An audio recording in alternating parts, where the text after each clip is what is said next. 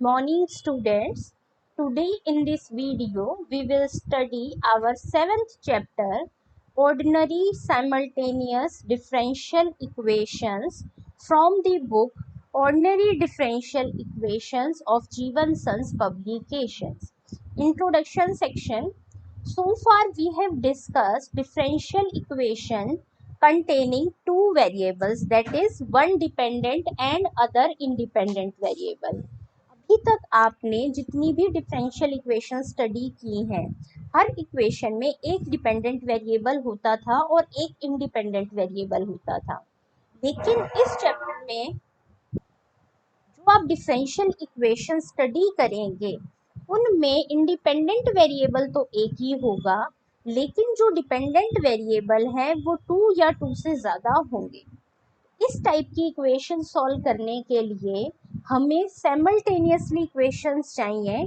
जितने number of dependent variable हैं, all the equations being linear. Simultaneous equations का क्या मीनिंग है? आपने लीनियर इक्वेशंस इन 2-3 वेरिएबल स्टडी किया हुआ है, जैसे कि मैं लिखूं a1x plus a2y is equal to a3। दूसरी इक्वेशन लिख दूं b1x plus b2y is equal to b3। Plus का सिंबल है, t नहीं है। मैं इसे थोड़ा सा और प्रॉपर तरीके से बना देती हूँ। ठीक है, इस टाइप की इक्वेशंस को स्टडी आप स्कूल टाइम से करते आ रहे हैं। इक्वेशन सॉल्व करने के बहुत सारे मेथड होते हैं। सबसे सिंपल मेथड क्या होता है? इस इक्वेशन को मान लो x वेरिएबल कैंसिल करना है, तो इसको a1 से मल्टीप्लाई कर दे और इसको b1 से मल्टीप्लाई कर दे। तो जैसे ही आप ये मल्टीप्लिकेशन कर देंगे, आपका क्या हो जाएगा? x के कोफिशिएंट क्या हो जाएंगे? सेम। और आप इसे सिंप्लीफाई करके रिजल्टिंग इक्वेशन रह जाएगी y वेरिएबल में। आप y की वैल्यू निकालते हैं और इससे किसी एक इक्वेशन में पुट कर देते हैं। अब यहाँ पर क्या होगा? अब ये क्या आएगी? Simultaneous linear differential equations. लेकिन अगर ये ऐसी जो दो इक्वेशंस आपको गिवन हो, वो दोनों ही इक्वेशन क्या हो? Differential equations. और ऑर्डिनरी मतलब कि उसमें डेरिवेटिव कैसे इन्वॉल्व हो रहे हो? ऑर्डिनरी। तो आप उन्हें कहेंगे ऑर्डिनरी साइमल्टेनियस डिफरेंशियल इक्वेशन। तो इस टाइप में आपको क्या गिवन होगा? आपको याद होगा यहाँ पर अगर आपको x और y दो वेरिएबल कैलकुलेट करने हैं तो आपको दो इक्वेशन की आवश्यकता होती है। ऐसे ही आपको तीन वेरिएबल्स की वैल्यू निकालनी हो तो तीन इक्वेशंस की ज़रूरत होती है। तो यहाँ पर मैं कह रही हूँ कि जितने डिपेंडेंट वेरिएबल्स हैं आपको उतनी ही इक्वेशंस की रिक्वायरमेंट है, और हर इक्वेशन जो है वो आप लीनियर ही स्टडी कर रहे हैं। तो एक्चुअल में ये जो एक्सरसाइज है ये आपकी 4th और 5th चैप्टर का कॉम्बिनेशन है, कि यहाँ पर या तो 4th चैप्टर के टाइप की या 5th चैप्टर के टाइप की आपको अप्रोक्सीमेट दो इक्वेशंस गिवन होंगी, उन्हें सॉल्व करना है। तो थोड़ा सा स्टार्टिंग का मेथड डिफरेंट है। ऑलमोस्ट आपने 4th और 5th चैप्टर की टेक्निक्स को ही यूज करना है। एक्सरसाइज को सॉल्व करने से पहले आप अपना 4th और 5th चैप्टर अच्छे से रिवाइज करेंगे, तभी ये चैप्टर आपको अच्छे से समझ आएगा। अब क्या मेथड यूज करेंगे? Method of solving simultaneous linear differential equation with constant coefficient. तो आपने 4th चैप्टर में linear differential equation with constant coefficients पढ़ी है। तो अगर इक्वेशन एक से ज़्यादा हो जाएगी तो हो जाएगी simultaneous linear differential equation with constant coefficient. तो इसे सॉल्व करने के दो मेथड हैं। तो नॉर्मली हम नोटेशन में t को इंडिपेंडेंट वेरिएबल यूज कर रहे हैं और x और y को डिपेंडेंट वेरिएबल। अब मान लीजिए ये दो इक्वेशंस हैं जो आपको गिवन है, और कैपिटल D अब यहाँ पर आपका इक्वल हो गया d बाई dt के। t1 और t2 कोई भी फंक्शंस हैं इंडिपेंडेंट वेरिएबल t के। f1d, f2d, phi1d, phi2d rational integral functions हैं किसके? d। अब मान लीजिए फॉर एग्जांपल के लिए बिल्कुल आपकी ये इक्वेशन आपको काफ़ी हद तक आपकी इस टाइप की इक्वेशन से सिमिलर दिखेगी। अब मैं क्या करूं? अगर मान लो आप इन दोनों इक्वेशन से y एलिमिनेट करना चाह रहे हैं तो क्या करें? phi2d को यहाँ मल्टीप्लाई कर दीजिए इस इक्वेशन से, और इसके कोफिशिएंट को नीचे वाली इक्वेशन से मल्टीप्लाई कर दीजिए, तो दोनों का y का कोफिशिएंट क्या हो जाएगा, same.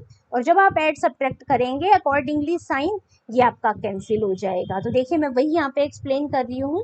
Now eliminate y to obtain a differential equation in x and t। अब ये जो डिफरेंशियल इक्वेशन आएगी ये आपकी 4th चैप्टर की किसी ना किसी एक्सरसाइज पर बेस्ड क्वेश्चन होगा। बिल्कुल 4th चैप्टर के मेथड से आप x का सॉल्यूशन निकालेंगे। ये जो सॉल्यूशन आएगा इन दोनों में से किसी भी एक इक्वेशन में x की जगह पुट कर देंगे और वो आपकी इक्वेशन का रिड्यूस हो जाएगी। देखिए solve will give value of x in terms of t। आप ये वैल्यू किसी भी एक इक्वेशन में पुट करेंगे तो आपकी डिफरेंशियल इक्वेशन बन जाएगी in terms of y। y की फॉर्म में जो डिफरेंशियल इक्वेशन बनेगी वो फिर 4th चैप्टर की जैसी इक्वेशन बनेगी और उसे सॉल्व करके आप अपना सॉल्यूशन क्या निकालेंगे, y। सिमिलरली आप x को भी एलिमिनेट पहले कर सकते हैं और आपका सेम मेथड क्या होगा, फॉलो। सेकेंड मेथड है मेथड ऑफ डिफरेंशिएशन। 95% क्वेश्चन आपके इसी मेथड से ही सॉल्व होंगे। कुछ क्वेश्चंस में अगर ऐसा लगेगा कि ये मेथड सॉल्व करना बहुत डिफिकल्ट हो रहा है तब हम अपने सेकंड मेथड पर आएंगे। समटाइम्स x और y can be easily eliminated if we differentiate 1 और 2 और बोथ।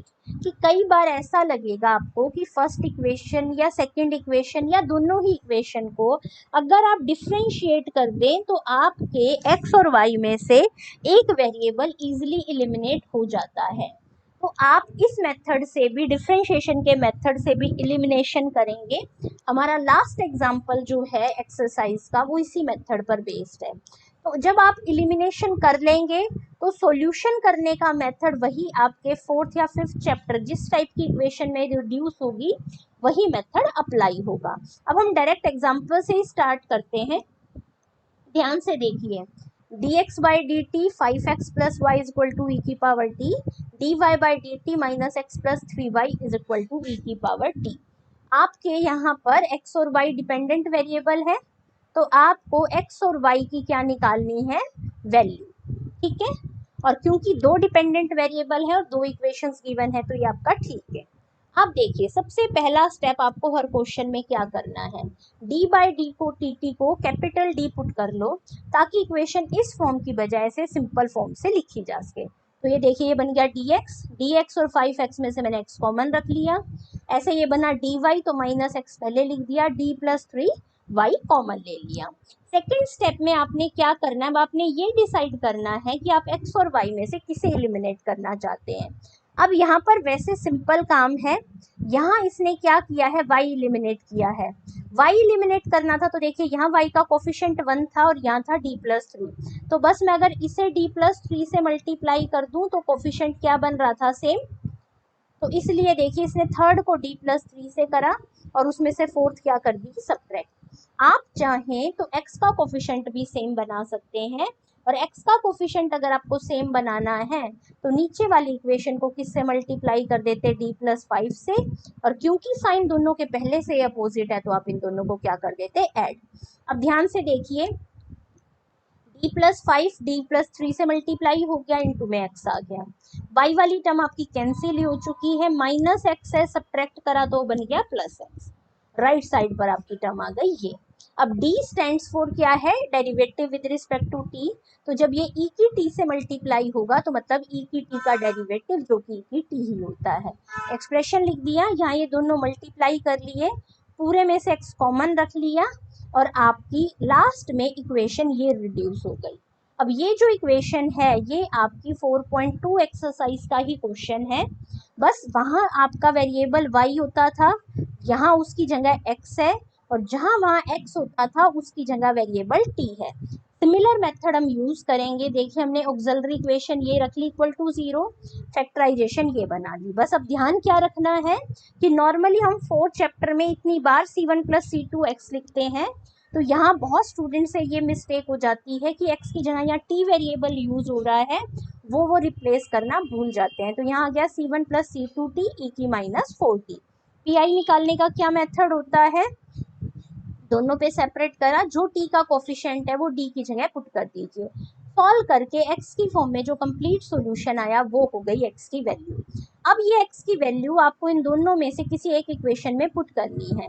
अब ये डिसीजन आपका है, लेकिन यहाँ अगर ध्यान से देखें तो x की वैल्यू को अगर आप इस इक्वेशन में पुट करें तो आप y का आंसर डायरेक्ट निकाल सकते हैं। कैसे? x की वैल्यू के मल्टीप्लाई में आएगा d+5, d stands for derivative of x, तो यहाँ से y की वैल्यू किसके इक्वल आ जाएगी? अगर मैं फर्स्ट इक्वेशन की बात करूं, e की पावर t माइनस d+5x, यहाँ पर जो आपका x का सॉल्यूशन है वो पुट कर दीजिए और सिंप्लीफाई कर दीजिए, डायरेक्ट आपके पास क्या आ जाएगा y। तो देखो वहाँ हमें d डेरिवेटिव चाहिए था इसका, तो मैंने पहले निकाल लिया। देखिए यहाँ इसका डेरिवेटिव होगा u into we say c1 plus c2t as it is e की -4t का e माइनस के 4 मल्टीप्लाई में, c1 प्लस c2t का c2 और e की -4t एज इट इज, और ये तो एक्सपोनेंशियल है, फर्स्ट तो एज इट इज रह जाएगा, 2 वाले में यहाँ पर एक 2 मल्टीप्लाई में आएगा जिससे कैंसिल होके हो गया 18। ये y का फॉर्मूला है, सारी वैल्यू पुट करी, लाइक टर्म्स के कोफिशिएंट्स आपने कलेक्ट करने और आपका रिक्वायर्ड आंसर आ जाएगा। अगर आप ये वैल्यू थर्ड इक्वेशन की जगह फोर्थ इक्वेशन में पुट करते तो दोबारा से आपकी फोर्थ चैप्टर की जैसी यहाँ से एक डिफरेंशियल इक्वेशन आ जाती जिसका सॉल्यूशन करके भी आप आंसर निकाल सकते हैं। नेक्स्ट एग्जांपल पे देखिए, ये इक्वेशन थी, बिल्कुल मैंने फर्स्ट स्टेप वही किया, क्या कि d/dt को कैपिटल D पुट करा, इक्वेशन बन गई ये, ठीक है। इनको अपना प्रॉपर रीअरेंज कर लिया, तो अब यहाँ पर इसने क्या करा है, थर्ड इक्वेशन को किससे मल्टीप्लाई कर दिया, d-5 से, क्योंकि यहाँ y का कोफिशिएंट 1 है, यहाँ d-5 है। सब्ट्रैक्ट करने पर ये वाली प्रोसेस सबको इजीली क्लियर हो जाएगी। राइट साइड 0 था ही, आपकी इक्वेशन आ गई ये, तो ऑक्सिलरी इक्वेशंस के रूट आए ये, कॉरस्पॉन्डिंग हमने x की वैल्यू लिखी। अब जरा ध्यान से देखिए, x की वैल्यू आपको यहाँ पुट करने से फायदा कि y की वैल्यू क्या आ जाएगी, डायरेक्ट। तो मैंने देखिए dx/dt निकाल लिया, y की वैल्यू वहां से बनी 7x माइनस dx/dt, पुट कर दी। पुट करने के बाद आपको कुछ नहीं करना, देखिए ध्यान से, 7x माइनस सी एक्स हो जाएगा और ये वाली वैल्यू सिंप्लीफाई हो जाएगी। सिंप्लीफाई करने के बाद यहाँ पर हम फिर से x की वैल्यू पुट कर रहे हैं, क्योंकि x का आंसर तो है ही ना, ये हमने पुट कर दिया। फिर हमने क्या करा, e की 60 पूरे में से कॉमन रख लिया, cos t वाली टर्म्स जो थी उनके कोफिशिएंट कलेक्ट कर लिए, ऐसे sin t वाली वैल्यूज के कोफिशिएंट्स कलेक्ट कर लिए। अब अगर किसी स्टूडेंट को ये डाउट हो कि यहाँ पर आपके पास पहले सॉल्यूशन हुआ x की वैल्यू का, फिर उसकी हेल्प से आई y की वैल्यू, लेकिन अगर आप पहले x की बजाय y निकाल लें और फिर उससे x निकालें तो उससे आपके आंसर पे कोई इफेक्ट नहीं आएगा। अगर आपको डिफरेंस लगेगा भी तो मल्टीप्लाई वाले कॉन्स्टेंट्स का लगेगा, जो कि आपका डिफरेंस नहीं माना जाता, क्योंकि आर्बिट्रेरी कॉन्स्टेंट्स हैं, इन्हें आप अकॉर्डिंगली कन्वर्ट कर सकते हैं। अब देखिए नेक्स्ट जो आपकी इक्वेशन थी, सबसे पहले मैंने उसे नोटेशन फॉर्म में लिख लिया। नोटेशन फॉर्म में लिखने के बाद आप जरा इसको ध्यान से ऑब्जर्व करें, तो ये है आपकी इक्वेशन नंबर 1 और ये है इक्वेशन नंबर 2। क्लियरली y का कोफिशिएंट कैंसिल करना ज़्यादा इजी है, क्योंकि इस इक्वेशन को 2 से मल्टीप्लाई करने पर ही वो इजीली कैंसिल हो जाएगा, और क्योंकि दोनों के साइन सेम है तो आपको क्या करना पड़ेगा, सब्ट्रैक्ट। तो मैंने फर्स्ट इक्वेशन में से सेकेंड इक्वेशन का डबल क्या कर दिया, सब्ट्रैक्ट, ये आ गया आपका। सब्ट्रैक्ट करने के बाद आप इसे इजीली सिंप्लीफाई करेंगे, जो कैंसिल होता है कैंसिल करेंगे, तो सॉल्व करके आपकी इक्वेशन बन जाएगी ये। मैंने जो माइनस साइन था वो भी क्या कर दिया, एडजस्ट। अब इस टाइप की इक्वेशन को, क्योंकि ये आपकी 4.2 एक्सरसाइज टाइप की इक्वेशन है, तो बुक में जो मेथड गिवन है उस मेथड से इसे सॉल्व करना जरूरी नहीं है। क्यों? क्योंकि हम क्या अपना वही मेथड यूज करते हैं। देखिए 5d + 6 को 0 पुट करा, d की वैल्यू आ गई -6/5, एक सिंगल ही रूट है, तो CF बन गया C1e की -6/5t। PI निकालने का फॉर्मूला क्या होता है, ये वाला एक्सप्रेशन 1 में और राइट साइड वाला फंक्शन, दोनों पे सेपरेट करा। अब ये मेथड क्या कहता है, d की जगह क्या पुट करना है हमें, यहाँ पर है आपके पास 2t, तो हम इसमें यहाँ पर क्या पुट कर देंगे, d की जगह 2 और इसमें d की जगह 1, सॉल्व करके वैल्यू बन गई ये, CF और PI को प्लस कर दिया, ये आपका आ गया x। इस मेथड से भी यही रहा है, लेकिन ये मेथड आप यूज करना अवॉइड करेंगे। अब हम डायरेक्ट आ गए अपने इस स्टेप पर। अब जरा ध्यान से अपनी दोनों इक्वेशंस को देखिए। कोई भी इक्वेशन ऐसी नहीं है कि जिसमें x की वैल्यू पुट करने पर y डायरेक्ट आ जाए। आपकी मर्जी है, आप इन दोनों में से किसी भी इक्वेशन में x की वैल्यू पुट कर सकते हैं। अब देखिए हमने कैसे करा, dx बाई dt निकाल लिया, सिंपल डेरिवेटिव आप इजिली कर सकते हैं। From equation 1 dx by dt, ये हमने अपनी पहली वाली इक्वेशन ले ली है। इस इक्वेशन में देखिए dx बाई dt लिख दिया, माइनस 2 इंटू एक्स लिख दिया, 2 into D Y by D T और 2y एज इट इज रखे। फिर ये y वेरिएबल वाली टर्म्स एक तरफ, बाकी सारी टर्म दूसरी तरफ ले जाकर एड सब्ट्रैक्ट कर ली और आपने 2 भी कर दिया कैंसिल। अब ये इक्वेशन फिर से आपके फोर्थ चैप्टर टाइप की इक्वेशन में रिड्यूस हो गई है। यहाँ भी हम बुक वाला मेथड यूज नहीं करेंगे, अपना देखिए डायरेक्ट सिंपल मेथड यूज करते हैं। ये नोटेशन फॉर्म में इक्वेशन ऐसे लिखी जा सकती है, ऑक्सिलरी इक्वेशन हो गई d plus 1 is equal to 0, मतलब d की वैल्यू -1, तो आपका CF आ गया C2e की माइनस टी। PI निकालना है, दोनों के साथ सेपरेट कर दिया, सेपरेट करने के बाद यहाँ t है तो d की जगह 1 पुट कर दिया, यहाँ माइनस टी है तो d की जगह -1 पुट कर दिया। सिंप्लीफाई करेंगे, आपका रिक्वायर्ड आंसर आ जाएगा। सॉरी, यहाँ पे -6/5 है तो d की जगह -6/5 पुट करेंगे आप, -1 नहीं, ये आपका ये आ गया, तो कंप्लीट सॉल्यूशन ये बन गया। ये आपका डायरेक्ट ये स्टेप आ गया, x और y दोनों की वैल्यूज आपने मेंशन कर दी, आपका कंप्लीट सॉल्यूशन हो गया गिवन साइमल्टेनियस डिफरेंशियल इक्वेशन का। अब आ गई इक्वेशंस जिनमें आपका सेकंड डेरिवेटिव इन्वॉल्व हो रहा है, आपको कोई प्रॉब्लम नहीं होगी इसे भी सॉल्व करने में, एज इट इज लिखा, बस यहाँ d की जगह क्या आ गया, d का स्क्वायर। अब जरा ध्यान से देखिए, आप इन दोनों इक्वेशंस में या तो y का कोफिशिएंट कैंसिल कर लीजिए या x का, वो आपकी मर्जी है, उसे सॉल्यूशन पे कोई इफेक्ट नहीं आता। वैसे देखें तो यहाँ x का कोफिशिएंट कैंसिल करना ज़्यादा इजी है, क्यों, क्योंकि अगर मैं इस इक्वेशन को d² - 3 से मल्टीप्लाई कर दूं तो इसको किसी से भी मल्टीप्लाई ना किए बिना भी ये कैंसिल हो जाएगा। लेकिन मैं भी आपको आपकी बुक वाला ही मेथड एक्सप्लेन कर रही हूँ यहाँ, आप चाहें तो इसे बिल्कुल इस मेथड से सिंपल तरीके से कर सकते हैं। इसने क्या करा, d² + 1 से तो ये वाली इक्वेशन और -4 से ये वाली इक्वेशन मल्टीप्लाई करके ऐड कर दिया, 4 से करके सिंप्लीफाई करके आपकी इक्वेशन बन गई ये।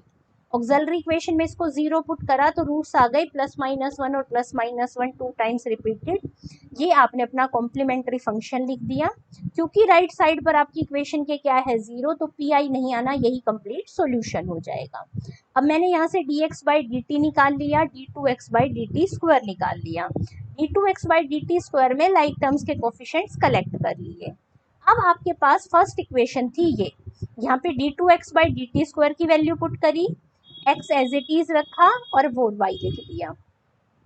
सॉल्व करने के बाद आप x की वैल्यू भी रिप्लेस करेंगे और y एक तरफ रख के पूरा कंप्लीट सॉल्यूशन कर देंगे, आपके पास रिक्वायर्ड आंसर आ जाएगा। फिफ्थ एग्जांपल, आपको ये दो इक्वेशन सॉल्व करनी है। अब आप ध्यान से देख रहे हैं कि ये इक्वेशन विद कांस्टेंट कोफिशिएंट ना होकर होमोजीनियस इक्वेशन है, यानी कि इस चैप्टर में जब आप रिड्यूस कर लेंगे तो अपने फिफ्थ चैप्टर के मेथड को यूज करेंगे, क्योंकि जितना डेरिवेटिव इंडिपेंडेंट वेरिएबल की मल्टीप्लाई में उतनी ही पावर। तो सबसे पहले मैंने देखिए दोनों इक्वेशन लिखी, यहाँ पर भी हम बुक वाला मेथड यूज करना अवॉइड करेंगे, हम इसे सॉल्यूशन करेंगे बिल्कुल उसी मेथड से जैसे हम अपना फिफ्थ चैप्टर सॉल्व करते हैं। तो वहाँ आपको याद था कि जब आपका इंडिपेंडेंट वेरिएबल x होता था तो आप x की जगह क्या पुट करते थे, e की पावर z। अब यहाँ x का रोल t प्ले कर रहा है तो t की जगह क्या पुट कर देंगे, e की पावर z।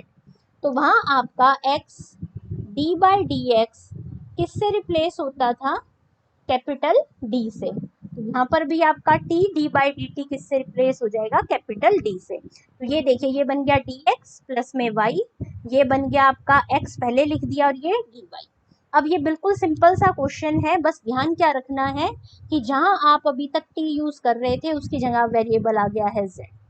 दोनों इक्वेशन में मैंने थर्ड इक्वेशन को मल्टीप्लाई कर दिया d से और फोर्थ को मल्टीप्लाई किया किसी से भी नहीं, 1 से ही, और दोनों को सब्ट्रैक्ट कर दिया। देखिए सब्ट्रैक्ट करने पर कैंसिल हो गई, इक्वेशन बच गई d² - 1 x is equal to 0। देखिए इसका ये वाला स्टेप आ गया अब हमारा डायरेक्ट। ऑक्सिलरी इक्वेशन के रूट आए +-1, क्योंकि अब टी वेरिएबल का रूल जेड वेरिएबल प्ले कर रहा है, तो एक्स की वैल्यू हो गई c1 e की z प्लस c2 e की माइनस z। z की वैल्यू अब रिप्लेस करते हैं, तो z आपका है log t के इक्वल।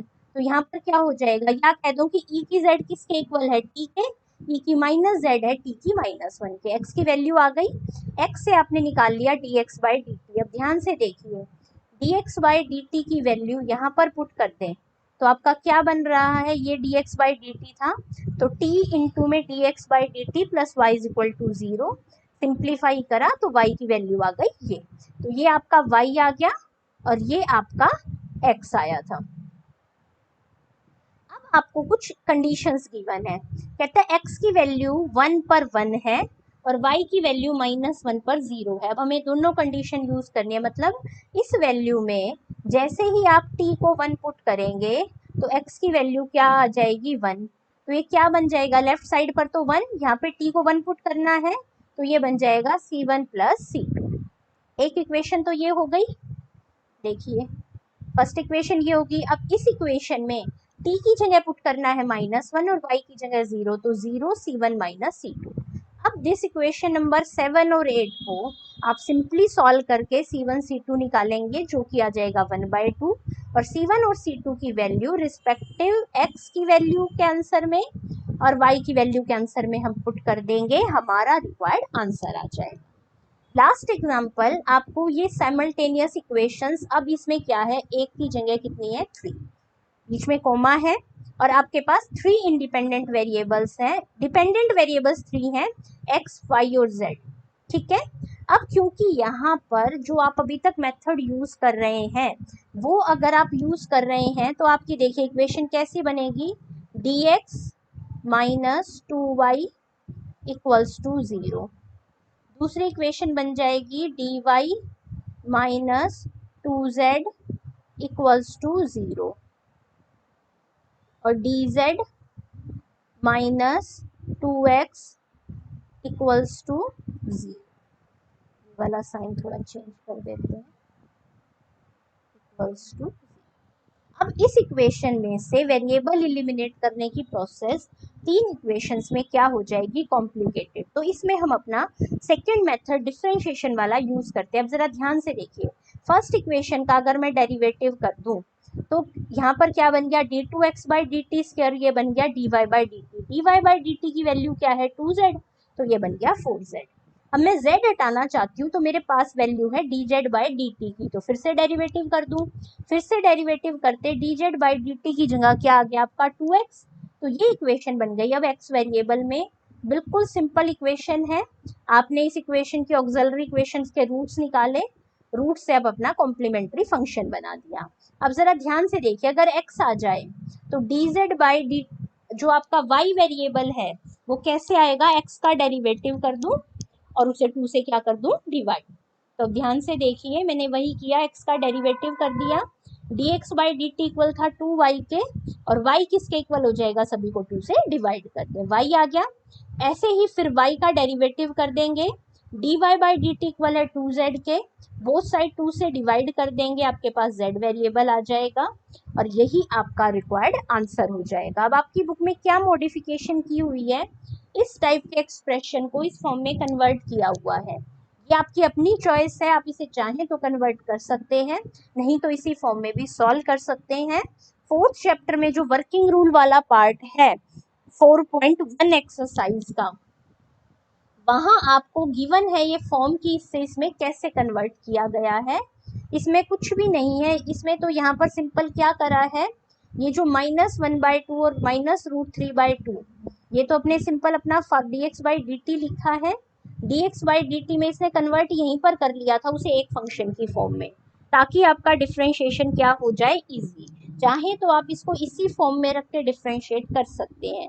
ये कन्वर्जन आपको 4.1 में गिवन है। क्या करते हैं हम इसमें, e की -t भार c2 भार, इस पूरे की जगह हम cos के साथ वो दूसरा कांस्टेंट यहाँ प्लस में कर देते हैं।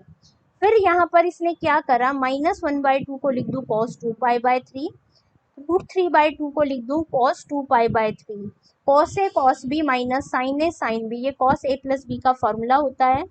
फिर आपने वैसे ही डिफ्रेंशिएट करा और फिर वही फॉर्मूला लगा के दोबारा इसे कन्वर्ट कर दिया।